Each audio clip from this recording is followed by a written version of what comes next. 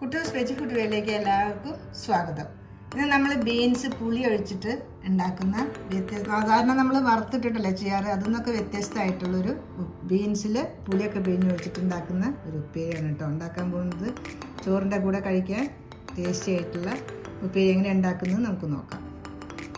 അതിന് ആദ്യമായിട്ട് നമുക്ക് ഒരു നെല്ലിക്ക വലിപ്പത്തിലുള്ള പുളിയാണ് വേണ്ടത്. അപ്പോൾ പുളി പിഴിഞ്ഞ എസൻസ് ഇത് സ്റ്റൗ കത്തിച്ചിട്ട് ഒരു കട്ടിയുള്ള പാത്രത്തിലേക്ക് സ്റ്റൗ കത്തിച്ചിട്ട് ഒഴിക്കണം.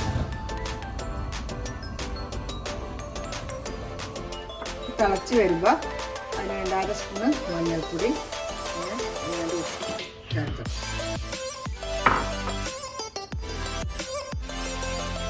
ഇതെല്ലാം ഒന്ന് മിക്സ് ചെയ്തതിന് ശേഷം നമ്മൾ ബീൻസ് ചെറുതായി ഒരു ചെറിയ വിരലിൻ്റെ വലുപ്പത്തിലാണ് മിക്സ് ചെയ്തിരിക്കുന്നത്. അതും കൂടി ചേർത്ത് കൊടുക്കാം.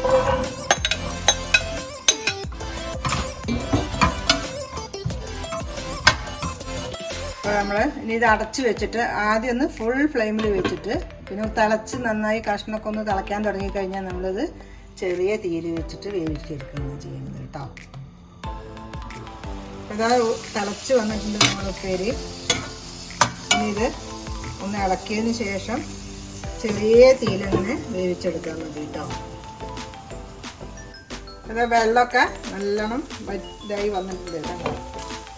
അപ്പോൾ പുളിയും ഉപ്പും കറി നല്ല ടേസ്റ്റ്, ഇത് വെറുതെ കഴിക്കാൻ തന്നെ ടേസ്റ്റ് ഉണ്ട്. ഇനിയിപ്പോൾ നമുക്കിതിന് ഒന്നും കൂടി ടേസ്റ്റ് കിട്ടണം. അപ്പോൾ അതിനെ കുറച്ച് മുളകും വെളുത്തുള്ളിയും കൂടി ചതച്ചിട്ട് ഇതിലിടുക, പിന്നെ വെളിച്ചെണ്ണ ഒഴിക്കുക, അങ്ങനെയാണ് ചെയ്യുന്നത്. അപ്പോൾ ഇത് വറ്റി കഴിഞ്ഞ് ഇനി നമുക്ക് ഇതൊന്ന് തണുക്കണം. തണുത്തതിന് ശേഷം ഞാനിവിടെ 3 വറ്റൽമുളകും 3-4 അല്ലി വെളുത്തുള്ളിയാണ് എടുത്തിരിക്കുന്നത്. ഇത് നമുക്കൊന്ന് ചതച്ചിട്ട് അത് തണുത്തതിന് ശേഷം ചതച്ചിട്ട് ഇതാണ് ചെയ്യുന്നത്.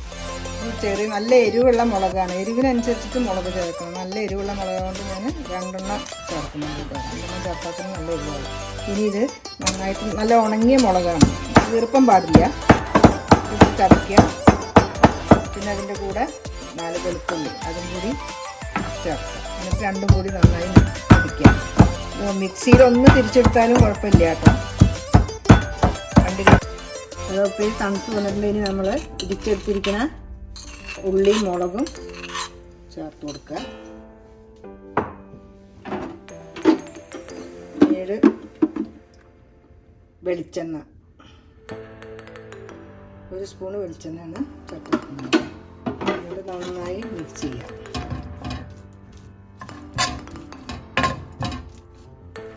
ഇപ്പോൾ ചോറിൻ്റെ കൂടെ കൂട്ടി കഴിക്കാൻ ഇത് മാത്രം ഉണ്ടെങ്കിൽ തന്നെ ഒരു പ്ലേറ്റ് ചോറുണ്ട്, അത്ര ടേസ്റ്റാണ്. അപ്പോൾ ഇതുവരെ ഉണ്ടാക്കാത്തവരൊന്ന് ട്രൈ ചെയ്ത് നോക്കും.